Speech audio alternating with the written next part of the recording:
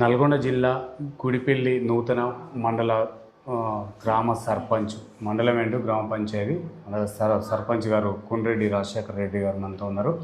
ఇక్కడ ప్రతిపక్షం అంటే బీఆర్ఎస్ నుంచి గెలవడం జరిగింది. మరి ఇక్కడి నుంచి ఉన్న బాలనాయక్ గారు ఎమ్మెల్యేగా కొనసాగిస్తున్నారు. ఎట్లాంటి అభివృద్ధి కార్యక్రమాలు ఉన్నాయి, మరి ప్రతిపక్ష హోదా నుంచి నిధులు ఏ విధంగా వస్తున్నాయి, గ్రామం ఎలాంటి డెవలప్మెంట్ ఉందో వారిని అడిగి తెలుసుకునే ప్రయత్నించారు. నమస్తే సర్పంచ్ గారు. నమస్తే సార్. ఎట్లా ఉంది సార్ ఇక్కడ మీరు ప్రతిపక్ష హోదా నుంచి పోయినారు, ఇక్కడ ఎమ్మెల్యే గారి పరిపాలన ఎట్టుంది? గతంలో కూడా ఇక్కడ బీఆర్ఎస్ నుంచి ఉన్న ఎమ్మెల్యే రవీంద్ర నాయక్ గారు ఎట్లాంటి అభివృద్ధి కార్యక్రమాలు చేశారు సార్? గతంలో బీఆర్ఎస్ పార్టీ అధికారంలో ఉన్నప్పుడు 10 సంవత్సరాలు నేను కాంగ్రెస్ పార్టీ కోసం ప్రతిపక్షంలో ఉండి 10 సంవత్సరాలు యువజన ఎన్ఎస్ఏ ప్రెసిడెంట్గా, తర్వాత యూత్ కాంగ్రెస్ జనరల్ సెక్రటరీగా అసెంబ్లీ, తదనంతరం పార్లమెంట్ జనరల్ సెక్రటరీగా నేను సేవలు అందించిన. పార్టీ కోసం అనేక పర్యాయాలు రోడ్లపైన ధర్నాలు కార్యక్రమాలు ఎన్నో నిర్వహించడం జరిగింది. ఆ టైంలో వారు 2014లో జెడ్పీ చైర్మన్గా ఉన్నారు. ఇక్కడ రవీంద్ర కుమార్ గారు ఎమ్మెల్యేగా ఉన్నారు. ఇద్దరు కూడా బీఆర్ఎస్ పార్టీలోనే ఉన్నారు. ఆ టైంలో కాంగ్రెస్ జెండా పట్టుకొని రోడ్డు పైన ధర్నా చేయాలంటే బయటికి వచ్చే పరిస్థితి లేని సమయాలలో ఒక 10-20 మంది కార్యకర్తల్ని పోగు చేసుకొని ఇక్కడ ధర్నా కార్యక్రమాలు స్థానిక అంగడిపేట ఎక్స్ రోడ్ మండలం ఉమ్మడి మండలంగా ఉండే ఇక్కడ చేయడం జరిగింది. మల్లెపల్లి చౌరస్తాలో ధర్నాలు చేయడం జరిగింది.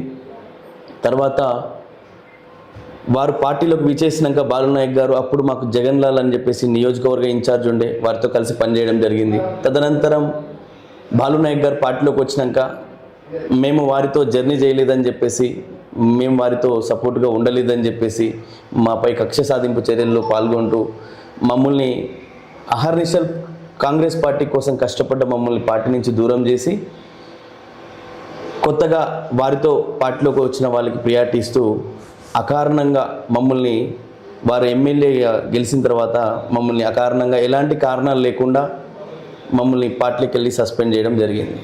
సస్పెండ్ చేసిన వెంటనే మాజీ ఎమ్మెల్యే గారు ఎవరైతే ఉన్నారో రవీంద్ర కుమార్ గారు, మాకు ప్రజలలో ఉన్నటువంటి బలం, మా ప్రజలలో ఉన్నటువంటి మేము ప్రజలకు అందించేటువంటి సేవలను గుర్తించి వారు ఒక నైట్లో వారు మమ్మల్ని పార్టీలో జాయిన్ చేసుకోవడం జరిగింది. సస్పెండ్ చేసిన వెంటనే వారు నాపై నమ్మకం ఉంచి నాకు గుడిపల్లి నూతన మండలంగా ఏర్పడినటువంటి గుడిపల్లికి సర్పంచ్గా నాకు టికెట్ ఇచ్చి నన్ను ముందుకు పంపించడం జరిగింది. వారు పంపించి వారి ప్రోత్సాహబలంతో మేము ప్రజలకు అందించినటువంటి సేవలలో భాగంగా మమ్మల్ని ఇక్కడ ఘనంగా 500 మెజార్టీతో గెలిపించడం జరిగింది. Okay sir. చుట్టుపక్కల ఉన్న గ్రామాలు కానీ ఈ మండలం నూతనంగా ఏర్పడిన మండలం ఎలాంటి డెవలప్ అవుతుంది సార్? గతంలో రవీంద్ర నాయక్ గారు ఉన్నప్పుడు ఎట్లయితే డెవలప్ అయింది, ఇప్పుడు బాలనాయక్ గారు వచ్చిన తర్వాత ఎట్లాంటి అభివృద్ధి చేస్తున్నారు సార్? ఈ విషయానికి వస్తే ఇక్కడ మీరు అడిగినట్టుగా గతంలో రవీంద్ర కుమార్ ఎమ్మెల్యేగా ఉండి ప్రభుత్వం బీఆర్ఎస్ ఉన్నప్పుడు చాలా సేవలు అందించడం, చాలా వరకు పనిచేయడం జరిగింది. కొంత భారీ వర్షాల కారణంగా కొంత రోడ్లు ఖరాబ్ అయిన సందర్భం ఉంది. ఆ సందర్భంలో వారు ఈ గవర్నమెంట్ వెళ్ళిపోయే టయానికి అన్ని రోడ్లకు కూడా శాంక్షన్ ఇవ్వడం, బడ్జెట్ కేటాయించడం అన్నీ జరిగింది. కానీ ఇవాళ బడ్జెట్ ఉన్నా కూడా ఎక్కడ కూడా రోడ్లని పూర్తి చేయకుండా ఇప్పుడు వచ్చిన గవర్నమెంట్ నిర్లక్ష్య వైఖరి కొనసాగిస్తూ ఇక్కడ కొన్ని గ్రామాలు బీఆర్ఎస్ వైపు ఉన్నాయని చెప్పేసి కక్ష సాధింపు చర్యలో చేయడం జరుగుతోంది. Okay sir. ఎందుకు ఈ నూతనంగా ఏర్పడిన మండలాన్ని ఎమ్మెల్యే బాలనాయక్ గారు పట్టించుకోవట్లేదని చెప్పి స్థానికులు అంటున్నారు సార్? మరి ఇంకెప్పుడు డెవలప్ అవుతుంది అంటే ఈ మండల ఏర్పాటు కోసం ఇక్కడ ఉన్నటువంటి ప్రజలు, అంటే ఈ గుడిపల్లి అనే గ్రామానికి 100 సంవత్సరాల చరిత్ర ఉంది. ఇక్కడ గతంలో వాణిజ్యపరంగా వ్యాపారపరంగా చాలా వరకు చుట్టుపక్కల ఉన్నటువంటి అన్ని గ్రామాలు కూడా ఇక్కడికి వచ్చేది. ఇక్కడ ఈ గ్రామంలో పుట్టినటువంటి బిడ్డలు, వైశ్యులు కానీ వ్యాపారస్తులు చాలామంది వాళ్ళ హైదరాబాద్, నల్గొండ, దేవరకొండ, మల్లెపల్లి ప్రాంతాల్లో సెటిల్ అయినారు. ఇక్కడ రాను రాను మాకు అంటే చరిత్ర ఉంది. ఇక్కడ గతంలో ఎప్పుడో 1970 ఆ ప్రాంతంలోనే ఇక్కడ పోలీస్ స్టేషన్ రావడం జరిగింది. ఇక్కడ ఒక SBI బ్యాంక్ ఏర్పాటు చేయడం జరిగింది. ఇక్కడ ఒక ఆసుపత్రి అనేది కాన్పులతో సహా అన్నీ జరిగేది ఇక్కడ. కానీ మండలానికి నోచుకోలేదు.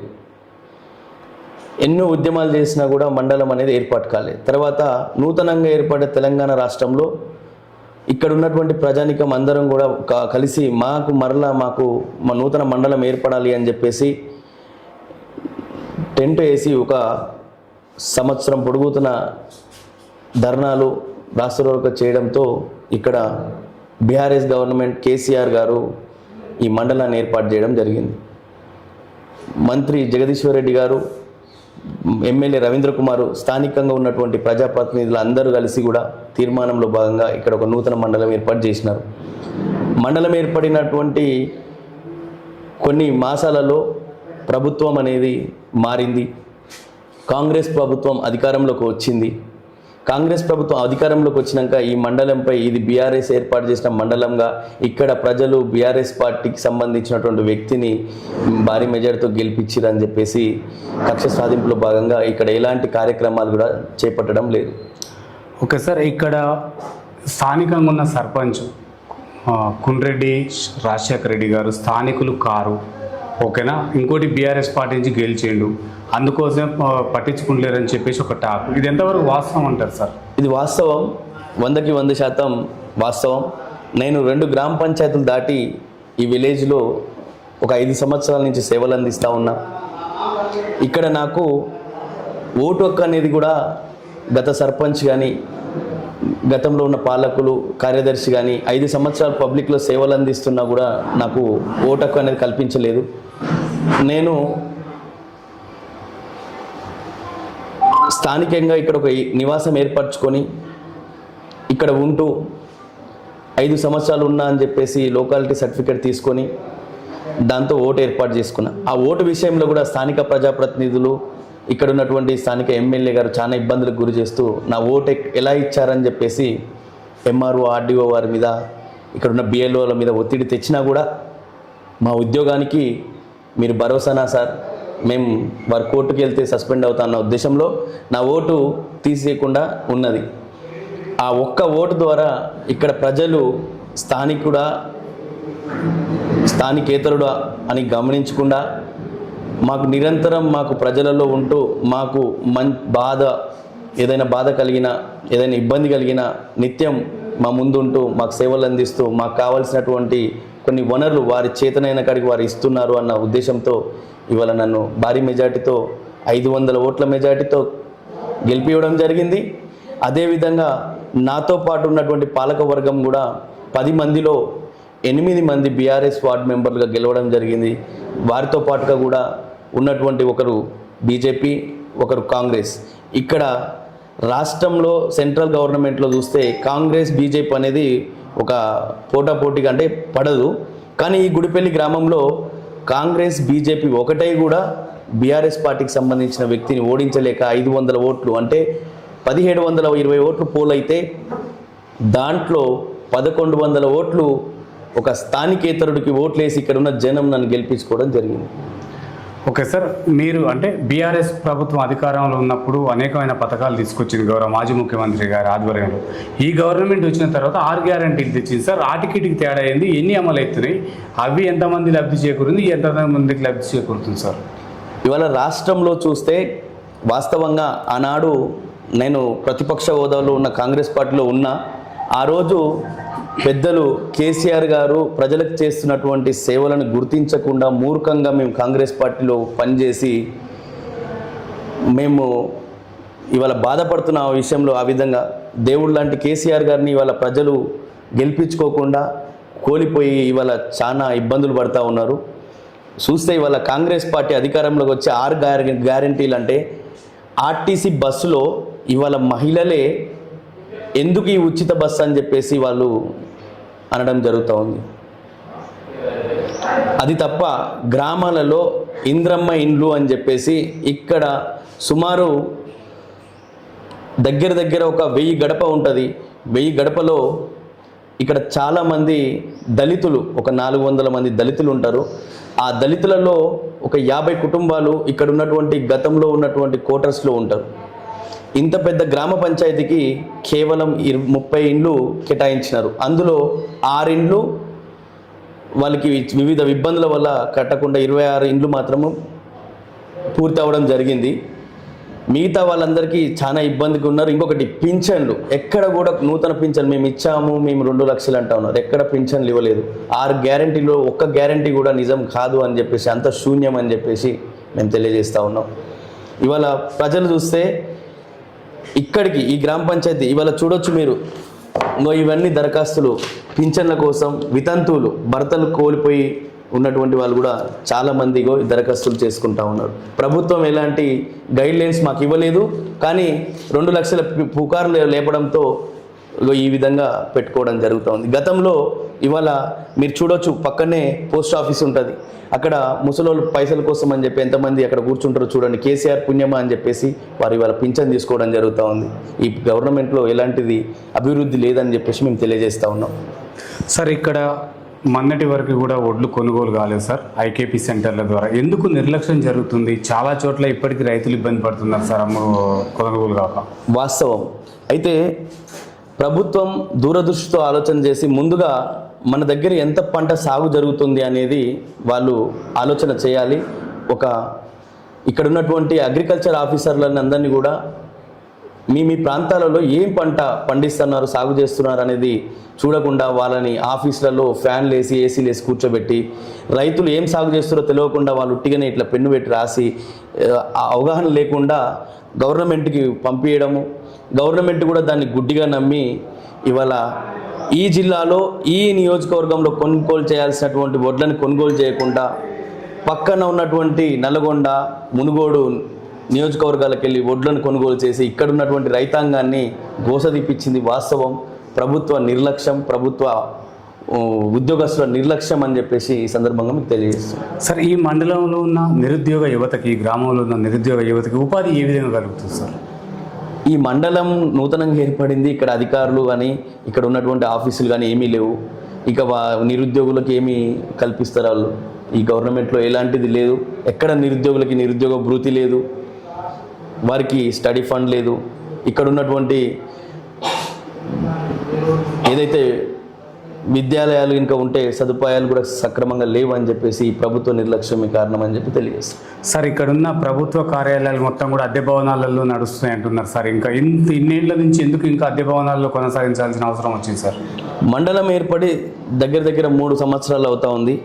కానీ ఇవాళ ఎమ్మెల్యే గారు రేపు నేను ఇక్కడ ఇంటిగ్రేటెడ్ మండల ఆఫీస్ కాంప్లెక్స్ అని చెప్పేసి ఇట్లా గ్రూపులలో పెట్టి ఫోజులు ఇవ్వడం తప్ప వారు చేసేది ఏం లేదు. వాస్తవంగా అన్ని కూడా అద్దె భవనాలలోనే కొనసాగుతూ ఉన్నాయి ఆఫీసులందరూ కూడా. ఇంకొకటి, ఇక్కడ వచ్చినటువంటి ఆఫీసులలో కూడా అధికారులు ఎవరు కూడా లేరు.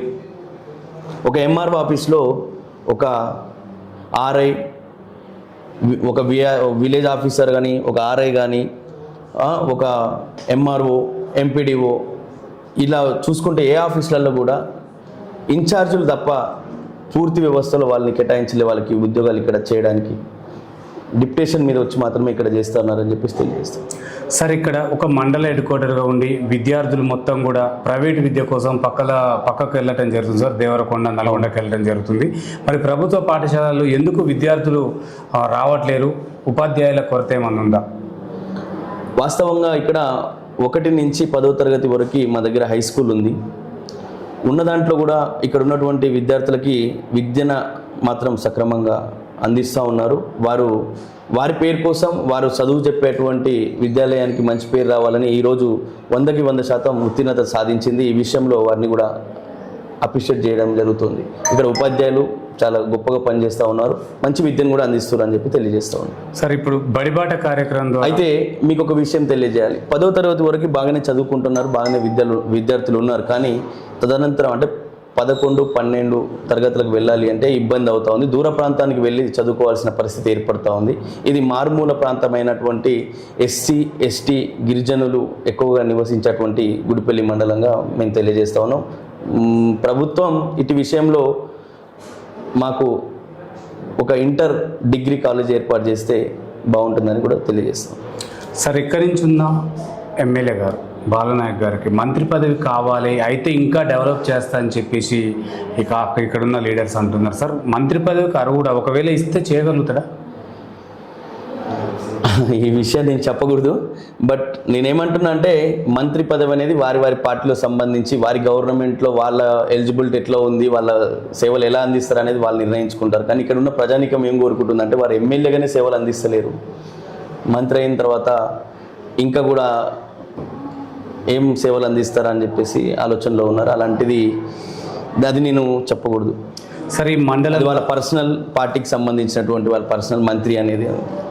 సరే ఈ మండలం కానీ గ్రామ పంచాయతీ సీసీ రోడ్లకు తర్వాత డ్రైనేజీ వ్యవస్థకి ఎంత మేరకు అభివృద్ధి చెందింది? చాలామంది ఇక్కడ ఇంకుడు గుంతలు కావాలంటున్నారు సార్, దానికోసం మీరేమన్నా కృషి చేస్తున్నారా? వాస్తవంగా ప్రభుత్వం నుంచి ఇవాళ నేను 6 మాసాలు అయింది నేను సర్పంచ్గా ఎన్నికై. గతంలో 24-25 సంవత్సరంలో చేసినటువంటి వర్క్ అంటే 23, 24, 25 చేసినటువంటి 15 ఫైనాన్స్లో బాగా ఇక్కడ ఉన్నటువంటి అప్పుడున్న స్పెషల్ ఆఫీసర్లు వాళ్ళందరూ కూడా ఉన్నటువంటి గ్రామ పంచాయతీ పడ్డ డబ్బులు మొత్తం వాళ్ళు డ్రా చేసుకొని ఎంబీలు చేసుకొని నేను గెలిచిన తర్వాత డ్రా చేసుకోవడం జరిగింది. ఇవాళ నా చేతితోనే నేను ఇక్కడ పనిచేస్తున్నటువంటి గ్రామ పంచాయతీ వర్కులకి నా అపురూపకంగా తీసుకొచ్చిన డబ్బులు వారికి జీతాలు చెల్లించడం జరుగుతుంది. సో ఇంకా వీళ్ళు గవర్నమెంట్ నుంచి ఏమి అభివృద్ధి చేస్తారు, ఈ పరిస్థితి మా గ్రామ పంచాయతీలని ఇట్లా ఉంది అంటే వీళ్ళు ఏమి అభివృద్ధి చేస్తారు అనేది మీరు గ్రహించుకోగలరు. సార్ ఇక్కడ ఉన్న ఉపాధి హామీ కూలీలు ఇబ్బంది పడుతున్నారు సార్, ఫింగర్ కానీ ఐస్ కానీ పడట్లేవు అంటున్నారు. మరి వాళ్ళ ఆ సమస్య పైన మీరు ఎలాంటి చర్య తీసుకోబోతున్నారు? నన్ను అడిగితే ఇక్కడ ఉపాధి హామీ కూలీలని ఏదో చెరువులలో ఉన్న మట్టిని తీయడం అది కాకుండా రైతులకు ఉపయోగపడేటట్టుగా రైతు వ్యవసాయ క్షేత్రంలో ఒక రైతుకి ఏమైనా కూలీలు అవసరం ఉన్నప్పుడు ఆ కూలీలను ఈ విధంగా వాడుకోండి, ఈ విధంగా చేసుకోండి అని చెప్తే బాగుంటుంది. అనవసరంగా తీసుకెళ్ళి పాడుబడ్డ భూములని పాడుబడ్డటువంటి చెరువులని తొమ్మియడం, వాళ్ళు ఇబ్బంది పెట్టడము, వారి చేతులు రఫ్గా అవ్వడం వల్ల వాస్తవంగా ఫింగర్ ప్రింట్స్ పడట్లేదు. అవి కూడా వాళ్ళకి కొంత ఇక్కడ వాతావరణంలో భాగంగా కొంత వాళ్ళకి చూపులో పొరలు రావడం వల్ల కూడా ఐ స్కాన్ కూడా అవ్వట్లేదు అనేది వాస్తవం. సార్ ఇక్కడ గ్రామ భద్రత కొరకు మీరు ఎట్లాంటి ఏర్పాట్లు చేస్తున్నారు సార్? గ్రామ భద్రత కొరకు అని అంటే ఇక్కడ ఈ గుడిపల్లి నూతనంగా మండలం ఏర్పడ్డ తర్వాత కూడా చుట్టూ ఇక్కడ పాత గతంలో ఉన్నటువంటి ఎస్ఎల్బిసికి సంబంధించిన క్వార్టర్స్ కానీ పోలీస్ క్వార్టర్స్ కానీ చాలా ఉన్నాయి. అవన్నీ కూడా పాడుపడి మొత్తము కంప చెట్లతో నిండిపోయినటువంటి ఈ గ్రామాన్ని చాలా శుభ్రంగా చేస్తూ అవన్నీ కూడా ఒక 2-3 జేసీబీలు పెట్టి ఒక డోజర్ పెట్టి ఇక్కడ మొత్తం దాన్ని సాఫ్ చేసి ఊరిని దగ్గర నేను ఒక 10-12 లక్షలు కేటాయించి ఈ యొక్క గ్రామాన్ని పూర్తిగా శుభ్రం చేయడం జరిగింది, అవన్నీ తొలగించడం జరిగింది. ఇప్పుడు గవర్నమెంట్కి కూడా ఒక లేఖ పంపించడం జరిగింది. ఏమని అంటే ఇక్కడ ఉన్నటువంటి ఈ క్వార్టర్స్ శిథిల వ్యవస్థలో ఉన్నాయి, ఈ క్వార్టర్స్ని కూడా పూర్తిగా నిర్వీర్యం చేసి తొలగించి ఇంకా ఈ గ్రామం కొంచెం చాలా అంటే చూస్తానికి చాలా బ్రహ్మాండం కనపడుతుందని చెప్పేసి, అదేవిధంగా సుమారు ఈ గ్రామానికి మండల హెడ్ క్వార్టర్ కాబట్టి ఈ గ్రామానికి 46 కెమెరాలు కూడా త్వరలో ఏర్పాటు చేస్తూ ఉన్నాం. గ్రామం చుట్టూ ఇరువైపులా 46 సీసీ కెమెరాలు ఏర్పాటు చేయడం జరుగుతూ ఉంది. అదేవిధంగా నూతన మండలం ఏర్పడి 2.5 సంవత్సరాలు అయింది. ఇక్కడ పోలీస్ ఈ మండల హెడ్ క్వార్టర్ అయినా కూడా పోలీస్ వ్యవస్థ గుడిపల్లి పోలీస్ స్టేషన్ అని పేరుకి ఇక్కడి నుంచి అంగడిపేటలో పోలీస్ స్టేషన్ ఉంటుంది.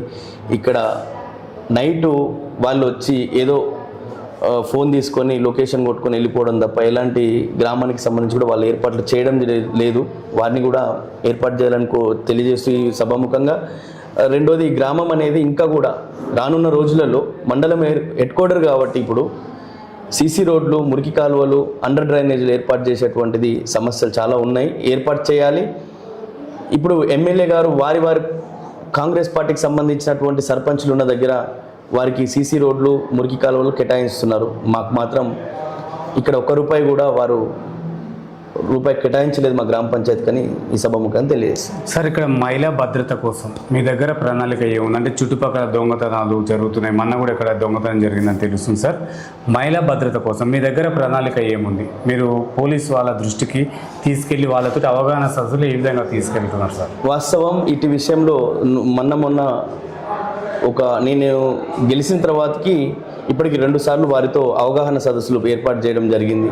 ఒకటి స్కూల్ ప్రాంగణంలో, హై స్కూల్ ప్రాంగణంలో, రెండవది ఇక్కడ ఉన్నటువంటి జెడ్పిహెచ్ హై స్కూల్లో ప్రాంగణంలో ఒకసారి, అదేవిధంగా రోడ్డు భద్రత వారోత్సవాల్లో భాగంగా కూడా ఇక్కడ అంబేద్కర్ స్టాచ్యూ దగ్గర కూడా ఊరు మొత్తంని గ్యాదర్ చేసి అవగాహన కల్పించడం జరిగింది. మా దగ్గర కొంత ఈ గ్రామంలో మేము గెలిచిన తర్వాతకి యువత చెడు వ్యసనాలకి బానిసలు అవుతున్నా కూడా వారికి ప్రత్యేక కార్యక్రమాలు ఏర్పాటు చేసి వాళ్ళందరినీ కూడా ఎలాంటి ఇబ్బందులు కలగకుండా, ఫ్యామిలీ ఏ విధంగా బాధపడుతుంది మీరు చేసేటువంటి మీరు చేసేటువంటి చిన్న చిన్న కార్యక్రమాలు అంటే కొంత ఏంటంటే తాగడం చేయడం వీటి వల్ల ఫ్యామిలీలు నాశనం అవుతుందని చెప్పి వారికి అవగాహన సదస్సులు కల్పిస్తూ, అదేవిధంగా మహిళ అనే ఒక మనం జన్మనిచ్చినటువంటిది మనకు అమ్మ అంటే ఒక మహిళలకి మనం ఎంత గౌరవిస్తే ఈ ఊరు ఈ చుట్టుపక్కల ప్రాంతం అంత డెవలప్ అంటే ఒక గౌరవంగా ఉంటుంది, ఈ ప్రాంతంలో ఈ విధంగా గౌరవిస్తారని చెప్పేసి ఒకటి ఉంటుందని చెప్పి అవగాహన సదస్సులు కల్పించడం జరిగింది.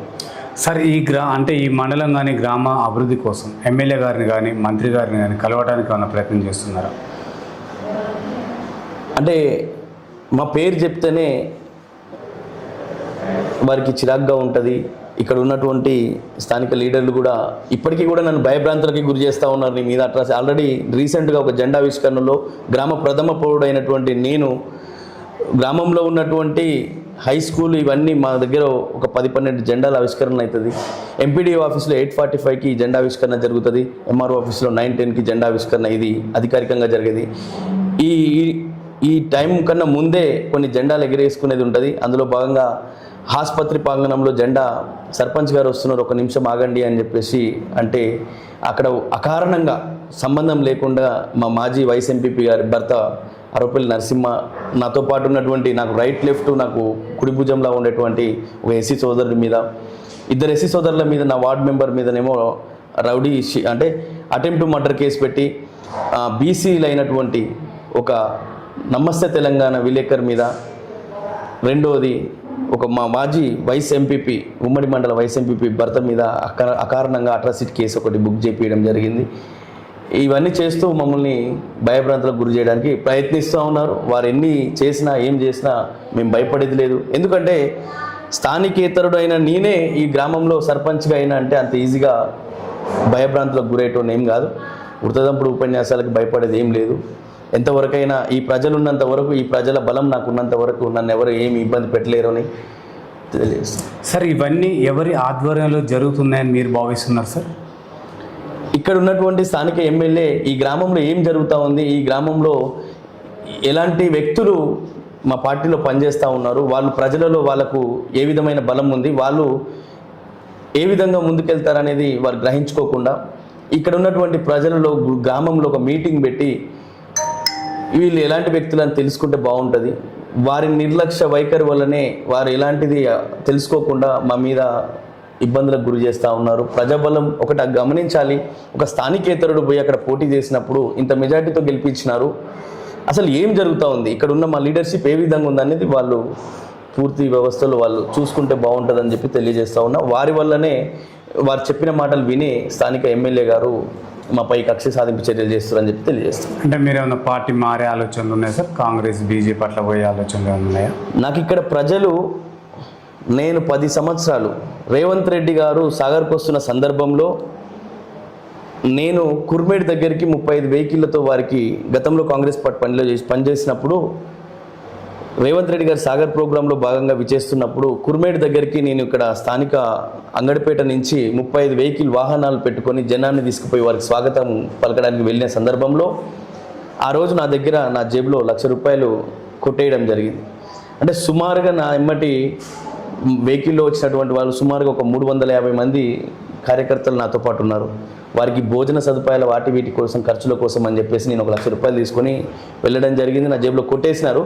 ఆ సందర్భంలో వారికి ఇబ్బంది కలగొద్దు అని చెప్పేసి నా భార్య పుస్తల తాడు కుదవబెట్టి నేను కాంగ్రెస్ పార్టీ కోసం పనిచేస్తే చివరికి అకారణంగా వ్యక్తిగత నాకు పని చేయలేదు అని కాంగ్రెస్ పార్టీ కోసం పనిచేసిన వ్యక్తిని నా వ్యక్తిగతంగా నాకు పని చేయలేదని చెప్పేసి అకారణంగా నన్ను సస్పెండ్ చేస్తేనే నేను ఇవాళ పార్టీ మారిన. నా కుతికలో ప్రాణం ఉన్నంత వరకు నా జీవితంలో కాంగ్రెస్ జెండా అంటేనే ఎలర్జీ వచ్చేటట్టుగా నాకు ఇవాళ జరిగింది అని చెప్పేసి ఈ సందర్భంగా తెలియజేస్తా ఉన్నా. నేను ఉన్నన్ని రోజులు ఈ బీఆర్ఎస్ పార్టీలోనే ఉంటా. నేను ప్రమాణ స్వీకారం చేసినప్పుడు కూడా ఈ 5 సంవత్సరాలు బీఆర్ఎస్ పార్టీ కోసం పనిచేస్తూ ఈ 5 సంవత్సరాలు నన్ను నమ్మి గెలిపించిన బీఆర్ఎస్ పార్టీనే నేను జీవితాంతం ఉంటా అని చెప్పి కూడా తెలియజేయడం జరిగింది. సార్, ఇక్కడ ఉన్న వార్డు సభ్యులు కానీ ఉప సర్పంచ్ మీకు సహకారం ఏ విధంగా అందిస్తున్నారు గ్రామాభివృద్ధి కోసం? ఎందుకంటే ఉన్నటువంటి సభ్యులందరూ కూడా ఇవాళ ఒక ఆటో డ్రైవర్ని వార్డ్ మెంబర్గా గెలిపించుకున్నా, ఇక్కడ ఒక జీతం ఉన్న వ్యక్తిని వార్డ్ మెంబర్గా గెలిపించుకున్నా, ఒక వ్యవసాయ కూలిని వార్డ్ మెంబర్గా గెలిపించుకున్నా. నా వార్డ్ మెంబర్లందరూ కూడా నాకన్నా వయసులో చిన్నవారే. నాకు ఇప్పుడు 33 సంవత్సరాలు ఉంటాయి, వారికి 30, 28 అలాంటి వయసు గల వారు. వాళ్ళందరూ కూడా 8 మందిలో 3 ఆటో డ్రైవర్లు, ఒక వ్యక్తి ఒక దగ్గర జీతం ఉంటారు, ఇంకో వ్యక్తి వ్యవసాయ కూలీలుగా పనిచేస్తారు. అలాంటి వారిని గెలిపించుకున్న వాళ్ళందరికీ బాధలు, వాళ్ళకు ఉన్నటువంటి వ్యవస్థ అంతా కూడా వాళ్ళకి అర్థం కాబట్టిగా మా సర్పంచ్ గారు అప్పు తెచ్చి మరి ఇవాళ ఇప్పటికీ నేను ఈ గ్రామంలో 21 లక్ష వెచ్చించి పనులు చేయడం జరిగింది. ఇదే ఎమ్మెల్యే గారు ప్రజాపాలనలో భాగంగా ఇక్కడ శిథిలా వ్యవస్థలో ఉన్నటువంటి స్తంభాలు ఏర్పాటు చేయండి అని అంటే, నేను ఒక 16 స్తంభాలు ఏర్పాటు చేయండి సార్ అని అడిగితే అక్కడున్న ఏఈ గారికి అన్ని కావు, 8 స్తంభాలు ఏర్పాటు చేస్తారని చెప్పి ఒకటే ఒక స్తంభం పాతి చేతులు దులుపుకొని వెళ్ళిపోయినారు. రోడ్లు ఇక్కడ మా నుంచి నడింబాయిగూడెం అని చెప్పేసి రోడ్డు ఉంటుంది, ఒక మట్టి రోడ్డు ఉంటుంది, అక్కడ ఒక 70 కుటుంబాలు జీవిస్తాయి.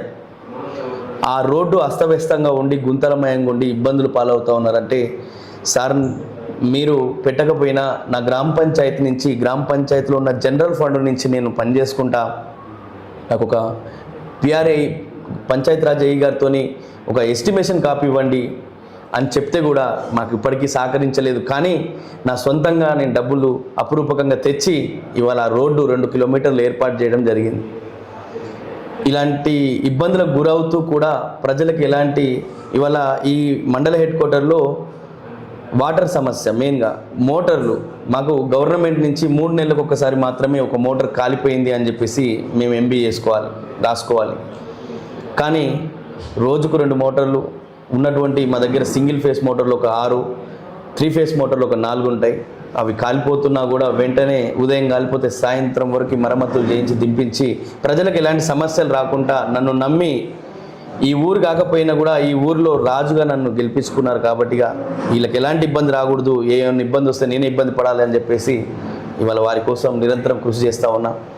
ఒక గవర్నమెంట్ ఉద్యోగస్తుడు వచ్చినట్టుగా నేను ఉదయం 9 గంటలకి ఇక్కడికి వచ్చి నైట్ 10 వరకు ఈ గ్రామంలో సేవలు అందించి మరలా నేను నా నివాసానికి వెళ్ళడం జరుగుతూ ఉంది. సరే, ఇక్కడున్న గ్రామ పంచాయతీ సిబ్బంది పనితీరు ఏ విధంగా ఉంది? తడి చెత్త, పొడి చెత్త కార్యక్రమం, పరిశుభ్రతల విషయంలో ఎట్లా ఉంది సార్? అలా చాలా అద్భుతంగా ఉంది. వారికి నేను చేతులెత్తి దండం పెట్టినా తప్పులేదు. ఎందుకంటే నన్ను అర్థం చేసుకొని మా సార్ ఇంత కృషి చేస్తున్నాడు, మా సార్ ఇంత ఇబ్బంది పడుతూ ఉన్నాడు, మా చేతనైన కాడికి మమ్మల్ని నమ్మినారు, మేము కూడా ఈ ఊరిని శుభ్రంగా ఉంచాలి, వారికి మంచి పేరు తేవాలన్న ఉద్దేశంతో వారు కూడా చాలా మంచి గొప్పగా పనిచేస్తూ ఉన్నారు. వాళ్ళని అప్రిషియేట్ చేస్తూ ఉన్నాను కూడా ఈ సందర్భంగా తెలియజేస్తాను. సార్, ఫైనల్గా గుడిపల్లి గ్రామ ప్రజలకు, మిమ్మల్ని గెలిపించిన ప్రజలకు ఏం చెప్పాలనుకుంటున్నారు సార్? ఈ 5 సంవత్సరాల్లో ఈ రాష్ట్రంలోనే ఉత్తమ గ్రామ పంచాయతీగా తీర్చిదిద్దడమే నా ధ్యేయం. అదృష్టం బాగుండి రాబోయే కాలంలో బీఆర్ఎస్ పార్టీ అధికారంలో ఖచ్చితంగా వస్తుంది. 2.5 సంవత్సరాల్లో వచ్చిన తర్వాత ఇక్కడ ఉన్నటువంటి ఎమ్మెల్యే గారి చేతుల మీదుగా అండర్ డ్రైనేజీలు, సీసీ రోడ్లు, ఈ గ్రామానికి కావాల్సినటువంటి సదుపాయాలు, మండల హెడ్ క్వార్టర్ నూతనంగా ఏర్పడింది, కావాల్సిన సదుపాయాలు అన్నీ కూడా పూర్తి చేసే ఈ పదవి విరమణ పొందుతా అని చెప్పేసి ఈ సందర్భంగా తెలియజేస్తాం. మళ్ళీ అధికారంలో కోసం మీరు భావిస్తున్నారు? 100% వస్తుంది, 100% వస్తుంది. ఇవాళ మీరు తెలుసుకోవచ్చు కూడా ఇక్కడ ఉన్నటువంటి ప్రజానికానికి, ఇక్కడ ఉన్నటువంటి ప్రజలందరినీ కూడా తెలియజేసుకుంటే ఒక దేవుణ్ణి కోల్పోయాం, ఈ రాష్ట్రానికి పెద్ద దిక్కు కోల్పోయాం అని చెప్పేసి గ్రహిస్తూ ఉన్నారు. ఇంకొక విషయం ఈ సందర్భంగా మీకు తెలియజేసేదంటే, ఈ రాష్ట్ర ముఖ్యమంత్రి రేవంత్ రెడ్డి గారు దేవరకొండ గడ్డం అని చెప్పేసి కూడా నన్ను గుర్తించి పిలిచేటువంటి అంత ఉన్న ఈ కాంగ్రెస్ పార్టీలో నేను ఎందుకు ఈ 10 సంవత్సరాలు నా పనిచేసి నా యొక్క కష్టాన్ని వృధా చేసుకొని నేను ఈ కాంగ్రెస్ పార్టీ వల్ల ఎంతో లాస్ అయినా, నేను దేవుడు లాంటి కేసీఆర్కి వాళ్ళ వ్యతిరేకంగా పార్టీకి పనిచేశా. ఇవాళ అలాంటి దేవుణ్ణి మళ్ళీ రావాలని నిక్కారసైనటువంటి నిజమైనటువంటి కాంగ్రెస్ కార్యకర్తగా ఉన్న నేనే ఈ పార్టీ నాశనం అవుతుంది, ఈ రాష్ట్రంలో ఈ పార్టీ మళ్ళా గెలవదు అని చెప్పేసి తెలియజేస్తున్నాను. సార్ మరి అదే రేవంత్ రెడ్డి రమ్మంటే వెళ్తారా పార్టీ?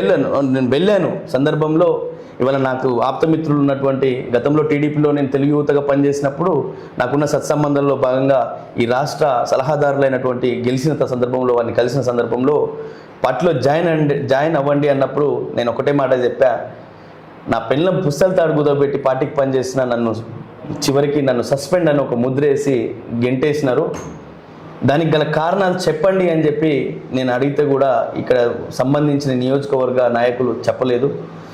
సో ఇవాళ గెంటేసిన వ్యక్తి ఊరుగాని ఊరిలో 500 మెజార్టీతో గెలిచిందని చెప్పి వాళ్ళు బాధపడతా ఉన్నారు. ఇవాళ ఈ ఉమ్మడి మండలంలో కుండ్రెడ్డి రాజశేఖర్ రెడ్డి వల్ల బీఆర్ఎస్ పార్టీ చాలా అద్భుతంగా బ్రహ్మాండంగా యాక్టివ్ అయింది. నాకున్నటువంటి ప్రతి గ్రామంలో నేను వాస్తవంగా జెడ్పీటీసీ పోటీ చేసి గెలిచేటువంటి వ్యక్తిని. కానీ ఈ గవర్నమెంట్లో జెడ్పీటీసీ ఎంపీపీ ఎలక్షన్లు అని పెట్టే ఉద్దేశం ఎందుకంటే పార్టీ గుర్తు మీద కాబట్టిగా శూన్యం గెలవదు అన్న ఉద్దేశంతో ఎలక్షన్లు కొనసాగిస్తలేదు. అది దూరదృష్టిలో నేను ఆలోచన చేసే ఇవాళ సర్పంచ్గా నేను పోటీ చేసిన బ్రహ్మాండమైన మెజార్టీతో గెలిసా అని చెప్పి సందర్భంగా తెలియజేస్తా ఉన్నా. ఇవాళ నా మీద పోటీ చేసినటువంటి వ్యక్తి కూడా ఒక గవర్నమెంట్ టీచర్కి రిజైన్ చేసి 300 ఎకరాల భూమి కలిగినటువంటి వ్యక్తి. వీడిని ఓడగొట్టాలంటే ఒక బలవంతుడే కావాలి అని చెప్పేసి స్థానిక ఎమ్మెల్యే పెట్టి, స్థానిక ఎమ్మెల్యే గారు ఈ గ్రామానికి విచేసి ఈ గ్రామంలో ఒక ఎమ్మెల్యే స్థాయి వ్యక్తిని విమర్శించేది పోయి ఒక స్థానిక సర్పంచ్గా పోటీ చేసిన నన్ను వారు చాలా విమర్శించడం జరిగింది. కానీ ప్రజలు ఓటు రూపకంగా వారికి బుద్ధి చెప్పారని కూడా ఈ సందర్భంగా తెలియజేస్తాం. అంటే ఎంపీటీసీ జెడ్పీటీసీ ఈ ప్రభుత్వం ఎన్నికలు పెట్టదని మీరు భావిస్తారు? 100% పెట్టదు. పెడితే దమ్ముంటే నిర్వహిస్తే ప్రజలు ఏ పార్టీ వైపు ఉన్నారనేది క్లియర్గా తెలుస్తుంది. ఎందుకంటే స్థానిక సర్పంచ్ ఎలక్షన్లు అనేది కూడా వ్యక్తిగతంగా కొంత ఉంటుంది, ఆ సింబల్ ఉండదు. కానీ ఇప్పుడు సింబల్తో కూడినటువంటి ఎలక్షన్ కదా, ఎంపీటీసీ జెడ్పీటీసీ ఎలక్షన్స్ పెట్టాలి. అదేవిధంగా పిఎస్సిఎస్ను కూడా నామినేటెడ్ పోస్టుల రూపకంగా కాకుండా అధికారికంగా ఎలక్షన్ నిర్వహిస్తే రైతులు ఎటువైపు ఉన్నారు, అధికార పార్టీ వైపు ఉన్నారా ప్రతిపక్షాల వైపు ఉన్నారా అనేది కూడా తెలుస్తుంది అని చెప్పి సందర్భంగా తెలియజేస్తారు. పాతయ్య పొడిగించినట్టు లేదు, అది కోర్టు ద్వారా పొడిగించడం మళ్ళీ తీసేయడం వాళ్ళకు నడుస్తూ ఉంది. ఇప్పుడు కొత్తగా ఏదో పిఎస్సిఎస్ చైర్మన్లని నామినేటెడ్ పోస్టుల రూపంగా ప్రకటిస్తామని చెప్పేసి ప్రభుత్వం ఏదో కొంత చర్యలు తీసుకుంటుందని ఊర్లలో వాతావరణం వేడెక్కి అంటే కొంత ఆశావాహులు ప్రయత్నం చేస్తుంటే మాకు తెలుస్తుంది. సో మేమేమంటున్నామంటే రైతులు అధికార పార్టీ వైపు ఉన్నారా ప్రతిపక్షం వైపు ఉన్నారా అని తెలియాలి అంటే ఖచ్చితంగా పిఎస్సిఎస్ ఎలక్షన్ నిర్వహిస్తే రైతులు ఏ వైపు అనేది తెలుస్తుంది. ఓకే సార్, ఈ మండలంలో లాస్ట్ ఒకటి మా దృష్టికి వచ్చింది సార్. ఇది విత్తనాల సీజన్, నకిలీ విత్తనాలు తయారవుతున్నాయి సార్. నకిలీ విత్తనాలతోటి రైతులు చాలామంది మోసపోతున్నారు. అట్లాంటి మోసపోయే రైతులకు ఈ నకిలీ విత్తనాలు అమ్మే మూటాలకు కూడా మీరు ఏం చెప్పాలనుకుంటున్నారు సార్? ఇవాళ ఇక్కడ వాస్తవంగా మండలం విడిపోవడంతో ఇక్కడున్న రైతులు యూరియా కోసం యూరియా సెంటర్ లేక చాలా ఇబ్బందులు పడుతూ ఉన్నారు. అదేవిధంగా ఇక్కడ ఉన్నటువంటి అధికారులు కూడా షాప్ వాళ్ళతో కుమ్మక్కయి మీరు అన్నట్టుగా విత్తనాలు అనేది డూప్లికేట్ విత్తనాలకి వాళ్ళ చేతులు కలిపి షాప్ దుకాణాలతో ఇక్కడ ఉన్నటువంటి అగ్రికల్చర్ ఆఫీసర్లు చేతులు కలుపుతూ డూప్లికేట్ విత్తనాలని ప్రోత్సహిస్తున్నారని కూడా ఈ సందర్భంగా మేము చెప్పొచ్చు. ఇంకొకటి, యూరియాకి ఇవ్వాల్సినటువంటి యూరియా బస్తాకి గవర్నమెంట్ ఏం నిర్ణయించిన ధర కాకుండా అధికంగా 50 రూపాయలు 20 రూపాయలు ఒక్కొక్క చోట అయితే 250 రూపాయలు కూడా అమ్మడం జరిగింది. సో ఇప్పటికైనా మేల్కొని గవర్నమెంటు ఆ విత్తనాలు రైతులకి నెత్తిన టోపీ పెట్టకుండా రైతుల్ని ఇబ్బంది పెట్టకుండా వారికి గవర్నమెంట్ సర్టిఫై చేసినటువంటి విత్తనాలను అందించి డీలర్లకి అమ్ముడు పోకుండా అధికారులు పనిచేస్తే రైతులు బాగుపడతారు, రైతులు బాగుంటాడు, రైతు బాగుంటే ఈ రాష్ట్రం బాగుంటుంది అని చెప్పి సందర్భంగా. యూరియా ఆన్లైన్ సిస్టమ్ వల్ల చాలామంది ఇబ్బంది పడుతూ ఉన్నారు. చాలామంది చదువుకొని వాళ్ళు ఉన్నారు. కొంత వ్యవసాయ పనులలో పనిచేసి వారికి ఈ తంబులు పనిచేయక తంబేయడం కానీ ఆన్లైన్లో ఇవన్నీ కూడా చాలా ఇబ్బంది అవుతుందని తెలియజేస్తాం. Okay right, thank you sir. చూస్తున్నానండి మీ తెలుగు మరో వ్యక్తితో